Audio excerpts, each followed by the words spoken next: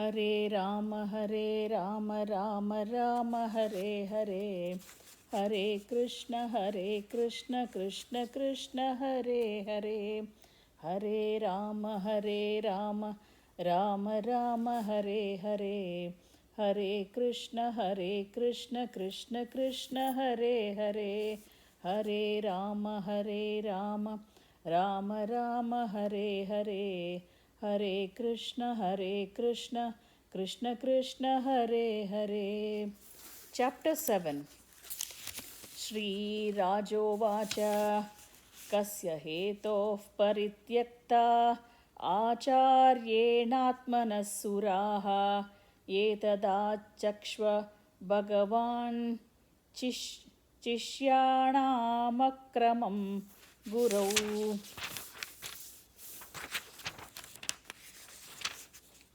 Maharaja Parikshit inquired from Sukadeva Goswami, O great sage, why did the spiritual master of the demigods, Brihaspathi, reject the demigods, who were his own disciples? What offense did the demigods commit against their spiritual master? Please describe to me this incident. Shri Badarayana Uvacha Indra Sri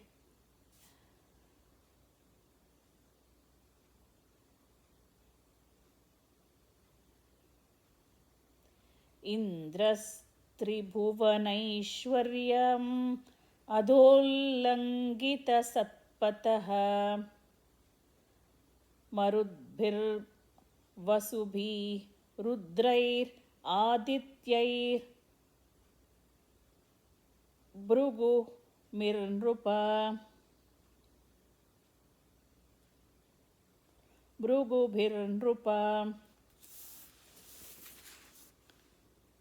विश्वे देवैश्च साध्यैश्च नासत्याभ्यां परिश्रितः सिद्धचारणगन्धर्वैर्मुनिभिर्ब्रह्मवादिभिः विद्याधराप्सरोभिश्च किन्नरैः पतगोरगैः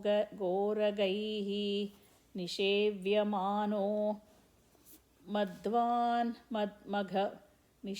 निषेव्यमानो मघवान्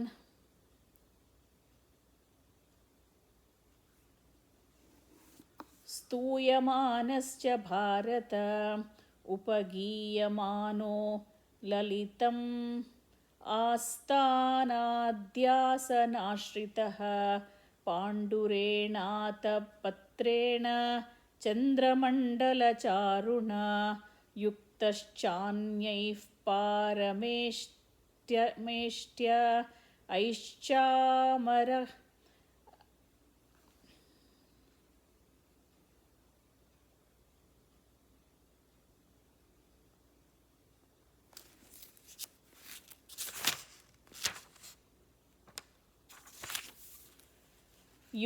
युक्तश्चान्यैः पारमेष्ट्य ऐश्चामरव्यजनादिभिः विराजमानः पौलभ्य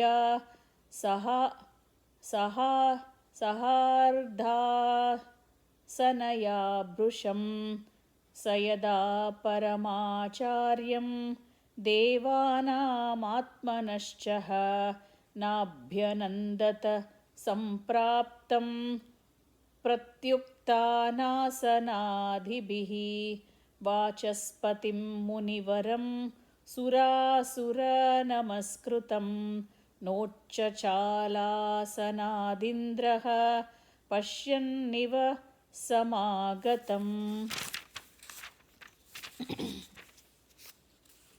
Sukadeva Goswami said, O king, once upon a time, the king of the heaven, Indra, being extremely proud because of his great opulence for the three worlds, transgressed the law of Vedic etiquette.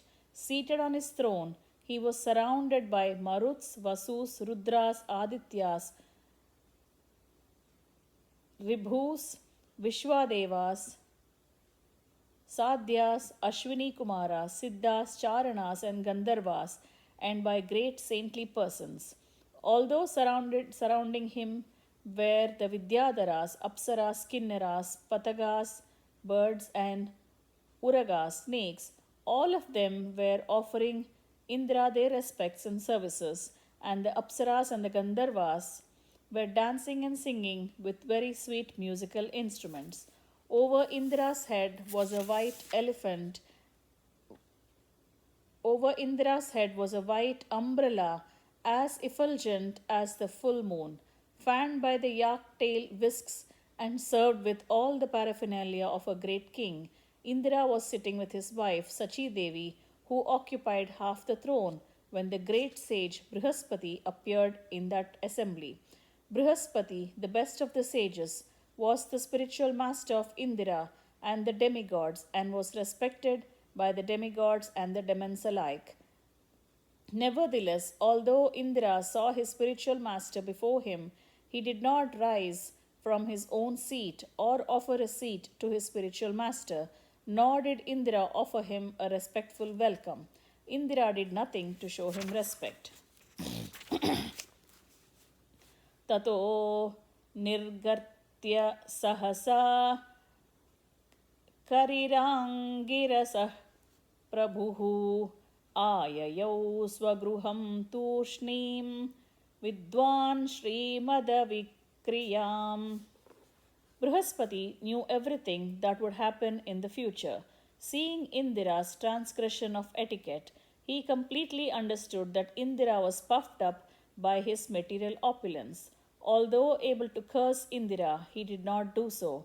Instead, he left the assembly and in silence returned to his home.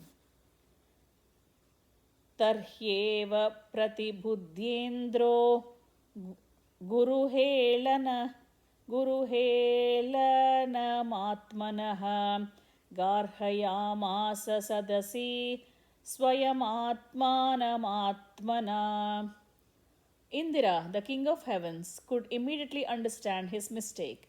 Realizing he had disrespected his spiritual master, he condemned himself in the presence of all the members of the assembly.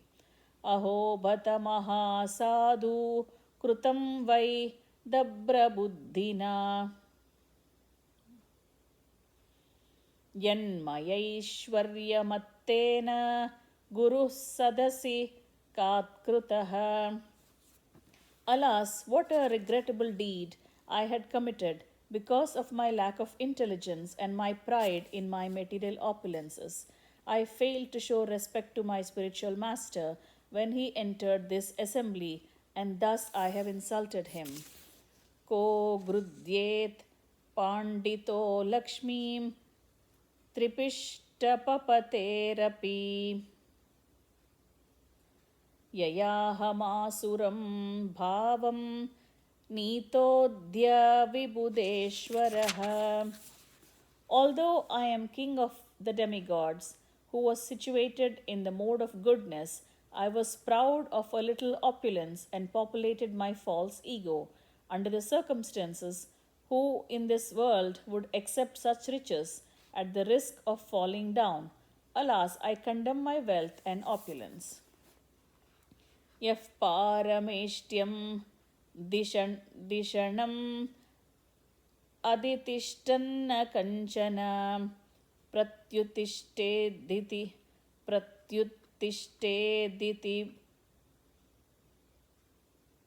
bruyur dharmam tena param viduhu. If a person says, one who is situated on the exalted throne of a king should not stand up to show respect to another king or a brahmana, it is to be understood that he does not know the superior religious principles. Tesham kupatadeshtunam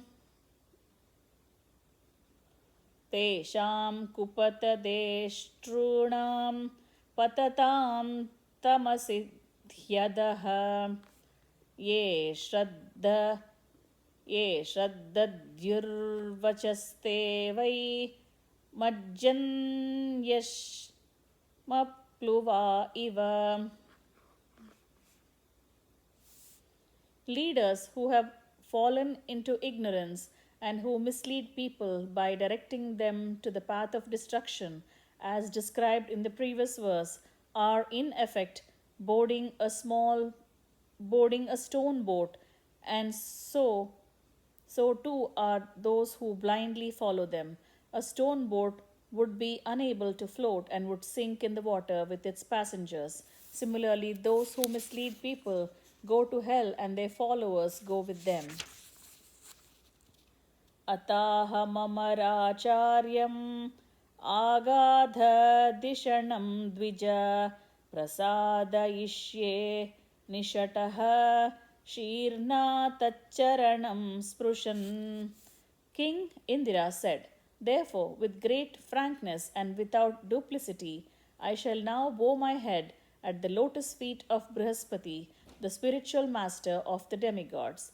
Because he is in the mode of goodness, he is fully aware of the knowledge and is the best of the Brahmanas. Now I shall touch his lotus feet and offer my obeisances unto him to try to satisfy him."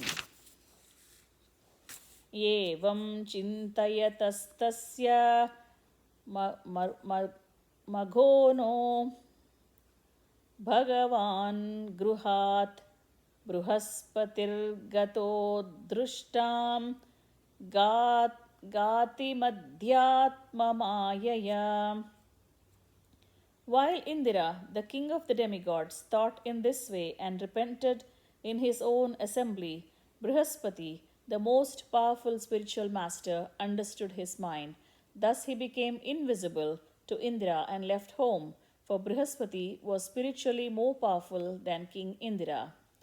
Gurer-nadigatah samjnam parikshun bhagavan swarat dhyayan dhiya surair-yuktah sharmanalamanatmanah. Although Indra searched vigorously with the assistance of other demigods, he could not find Brihaspathi. Then Indra thought, "Alas, my spiritual master has become dissatisfied with me, and now I have no means of achieving good fortune." Although Indra was surrounded by demigods, he could not find peace of mind. Tachrutvaivasura sarva आश्रित्यौशनसं मतं दैवान् प्रत्युद्यमं चक्रुर्दुर्मदा आततायिनः. Hearing of the pitiable condition of King Indra, the demons followed the instructions of their guru, Sukracharya, equipped themselves with weapons and declared a war against the demigods. Visrušteshu Vistikshnair Nirbhinnangorubahavaha Brahmanam Sharanam Jagmuhu Mahendra Natakandaraha. The demigods' heads, thighs, and arms and other parts of their bodies were injured by sharp arrows of the demons. The demigods, headed by Indra, saw no other course than to immediately approach Lord Brahma with bowed heads for shelter and proper instruction. Tam stata bhyarditan vikshya Bhagavan Atma Bhurajaha Krupaya Paraya Deva Uvacha Parisantvayan. When the most powerful Lord Brahma saw the demigods coming towards him, their bodies gravely injured by the arrows of the demons, he pacified them by his great causeless mercy and spoke as follows. Shri Brahmovacha Aho Bata Surasreshta Hyabhadram Vahkrutam Mahat Brahmishtam Brahmanam Dantam Aishwaryanabhyanandata.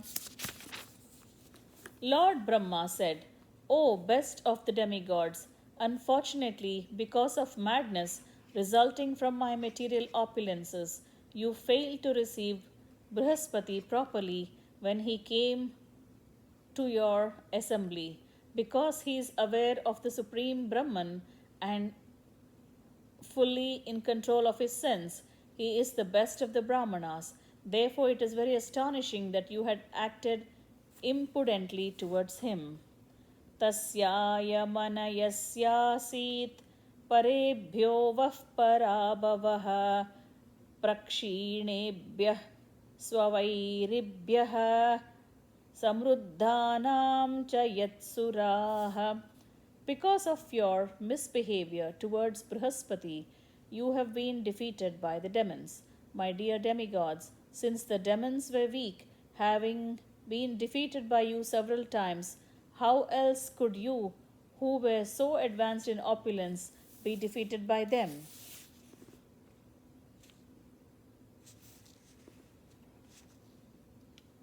मग्वन्द्विषत पश्य पश्य मग्वन्द्विषत पश्य प्रक्षीण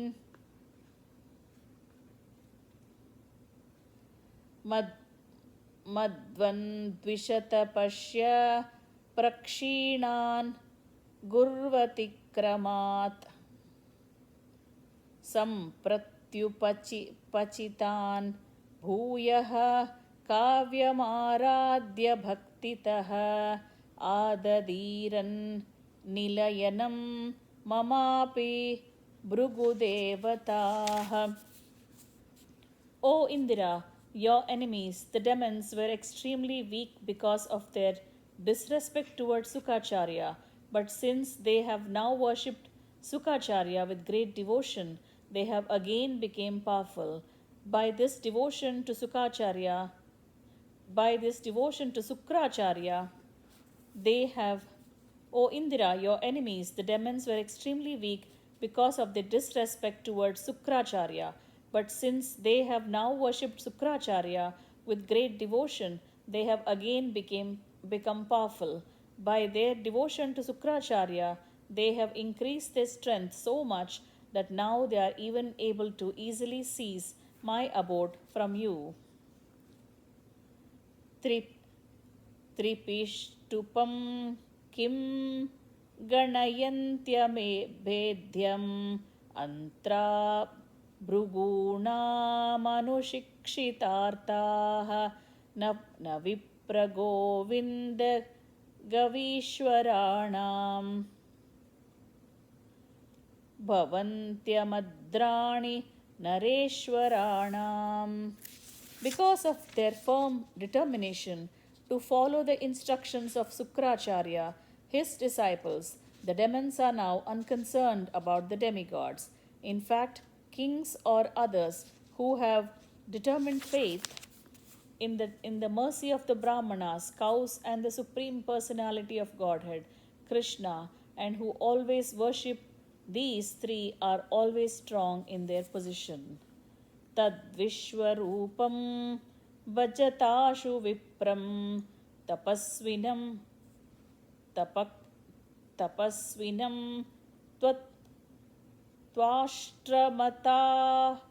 त्वाष्ट्रमतात्मवन्तं सभाजितोर्तान् सविधास्यते वो यदि क्षमिष्यच्वमुतास्य karma. O demigods, I instruct you to approach Vishwarupa, the son of Twashta, and accept him as your guru. He is pure and very powerful Brahmana, undergoing austerity and penances. Pleased by your worship, he will fulfill your desires, provided that you tolerate his being inclined to the side with the demons. Shri Shuka Uvacha Tayeva Mudita Rajan Brahmana Vigatajvaraha Rishim Twashtra Mupavrajya Parishvajyedamabruvan Srila Sukadeva Goswami continued, thus advised by the Lord Brahma and relieved of their anxiety, all the demigods went to the sage Vishwarupa, the son of Twashta. My dear king, they embraced him and spoke as follows.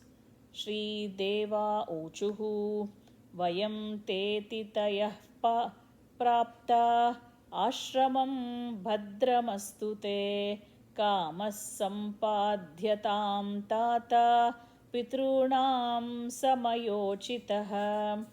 The demigod said, Beloved Vishwarupa, may there be all good fortune for you. We, the demigods, have come to your ashrama as your guests. Please try to fulfill our desires according to the time, since we are on the level of your parents. Putranam hi paro dharmaha pitrushushruषणं satam api putravatam brahman kimutah brahmacharinam.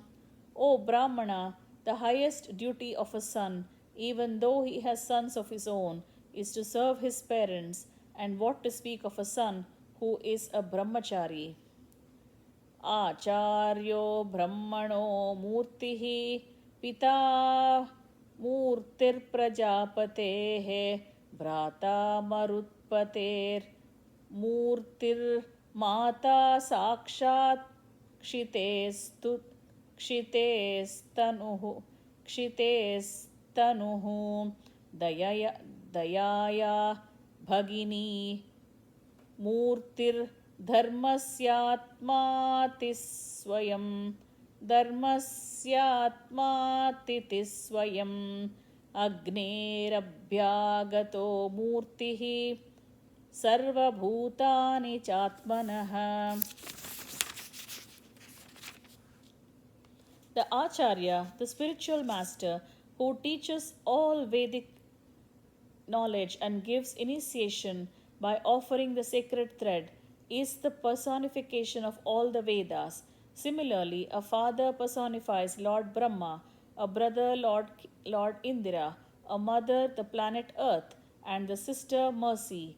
A guest personifies religious principles, and an invited guest personifies the demigod Agni, and all living entities personify Lord Vishnu, the Supreme Personality of Godhead.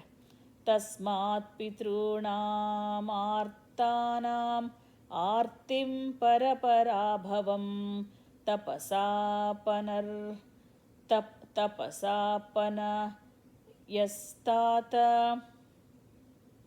tapasapanayam stata sandesham kartumarhasi. Dear son, we have been defeated by our enemies, and therefore we are very much aggrieved. Please mercifully fulfill our desires by relieving our distress, through the strength of your austerities. Please fulfill our prayers.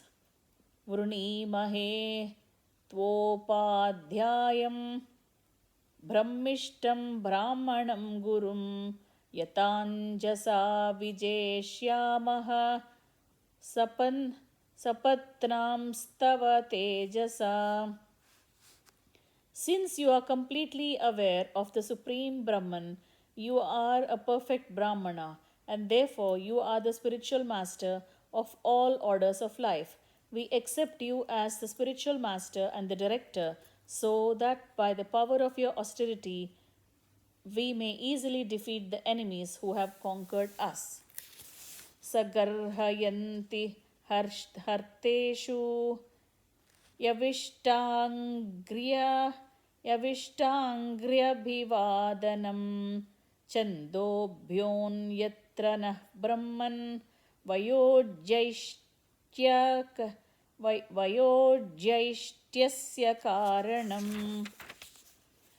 The demigods continued, do not fear criticism of being younger than us. Such etiquette does not apply in regard to Vedic mantras. Except in relationship to Vedic mantras, seniority is determined by age. but one may perform respectful obeisances even to a younger person who is advanced in chanting Vedic mantras. Therefore, although you are junior in relationship to us, we may become you may become our priest without hesitation. Shri Rushiruvacha अभ्यर्थितः सुरगणैः पौरहित्ये महातपाः स विश्वरूपस्थानाः प्रसन्नः क्ष्लक्ष्णया गिरा. Sukadeva Goswami continued, when all the demigods requested the great Vishwarupa to be their priest, Vishwarupa, who was advanced in austerities, was very pleased. He replied to them as follows: Sri Vishwarupa Uvacha Vigarhitam Dharmashilair Brahmacharya Upavyayam Katam nu Madvidho Nata लोके शौरभियाचितं प्रत्याख्यास्यति तच्चिष्यः स एव स्वार्थ उच्यते.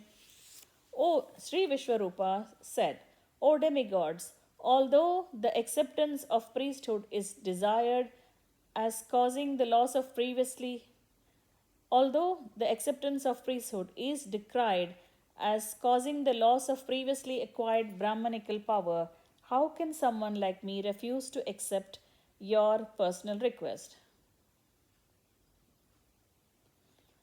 You are all exalted commanders of an entire universe. I am your disciple and must take many lessons from you. Therefore, I cannot refuse you.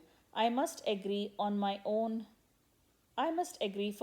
benefit. अकिञ्चनानां हि धनं शिलोञ्चनं ते नेह निर्वर्तितसाधु सक्रियः कथं विगार्ह्यं नु करोम्यधीश्वराः पौरोदसं हृष्यति येन दुर्मतिः. O exalted governors of various planets, the true Brahmana, who has no material possessions, maintains himself by the profession of accepting silonchana. In other words, he picks up grains left in the field and on the ground in the wholesale marketplace.